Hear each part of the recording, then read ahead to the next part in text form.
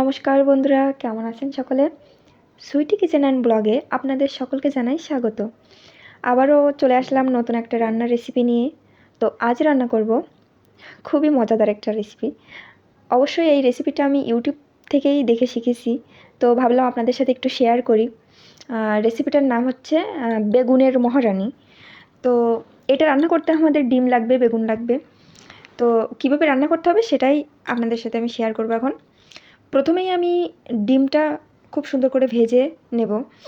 তো তার জন্য ফ্রাই প্যানে আমি তেল দিয়ে ডিমটাকে, দেখুন আমি ডিমটাকে ভাজছি। ডিমটা ভেজে এভাবে কেটে কেটে আমি 5টা ভাগ করে নিয়েছি। ডিমটা 5টা ভাগে ভাগ করে আমি এরকম খুব সুন্দর করে দুটো পাশই ভেজে নেব, মানে মাছ যেভাবে ভাজতে হয়। আর এখানে কিন্তু বেগুনের এই রান্নাতে বেগুন মাছ যেভাবে আমরা রান্না করি আর কি, সেই রকমভাবেই রান্না করতে হবে। তবে একটু মশলাও বেশি, যেমন পেঁয়াজ রসুনের ভাগটা একটু বেশি দিতে হবে, পরিমাণটা। তো আমার ডিমটা ভাজা শেষ, এখন আমি বেগুনটা ভেজে নেব। তার জন্য বেগুনটা কিন্তু আমি 10 মিনিট লবণ এবং হলুদ মাখিয়ে রেখে দিছিলাম।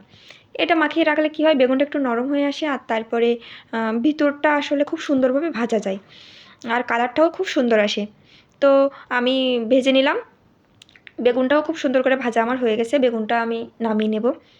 তারপরে আমি চলে আসলাম কড়াইতে তেল দেব। দেওয়ার পরে এখানে হচ্ছে জিরা আর তেজপাতা দিচ্ছিলাম আমি।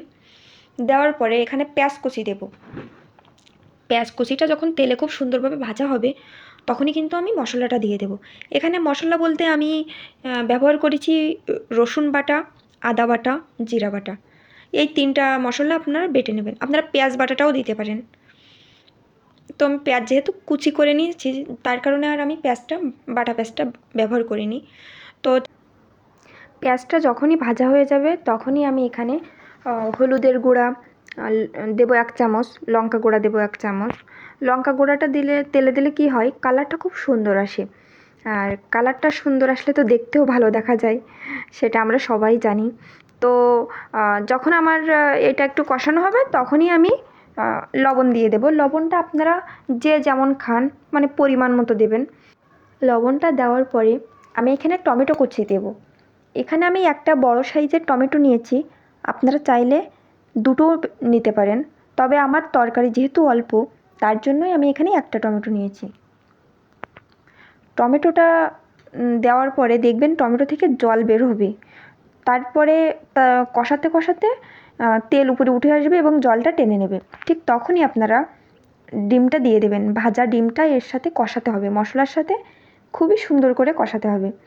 তারপরে যখনই কষানো হয়ে যাবে, দেখবেন একটা সুন্দর ঘ্রাণ বের হবে। ঠিক তখনই তরকারির জন্য পরিমাণ মতো ঝোল দিতে হবে। ঝোলটা খুবই অল্প দিতে হবে, কারণ এই রান্নাটা খুবই মানে শুকনো শুকনো হবে, ঝোল থাকবে না। ঝোল থাকলে ভালো লাগবে না। তারপরে ঝোল দেওয়ার পরে ঝোলটা যখনই ফুটে উঠবে, তখনই আমি বেগুন দিয়ে দেব। যেহেতু আমার বেগুনগুলো ভাজি করা রয়েছে, মানে 50%-এরও বেশি সিদ্ধ হয়ে গেছে ভাজিতে, তাই আমার বেশিক্ষণ জ্বালানো লাগবে না। এই জন্য ঝোলটা ফুটে উঠলেই আমি বেগুনটা দিয়ে দেব। বেগুনটা দেওয়ার পরে কিছুক্ষণ জ্বালাতে হবে। তো বন্ধুরা, আপনারা যারা আমার ভিডিওটি দেখেন, তারা অবশ্যই লাইক করবেন এবং কমেন্টে জানাবেন। আর যারা নতুন আছেন, তারা প্রতিদিন নতুন নতুন ভিডিও পেতে হলে আমার চ্যানেলটিকে কিন্তু অবশ্যই সাবস্ক্রাইব করে রাখতে হবে। তো দেখুন রান্নাটা আমার হয়ে গেছে। তো আজকের ভিডিওটা আর বেশি বড় করব না, আজকের ভিডিওটা এই পর্যন্তই। যারা যারা ভিডিওটি শেষ পর্যন্ত দেখেছেন, তাদের সকলকে জানাই অসংখ্য ধন্যবাদ। আর এভাবেই পাশে থাকবেন।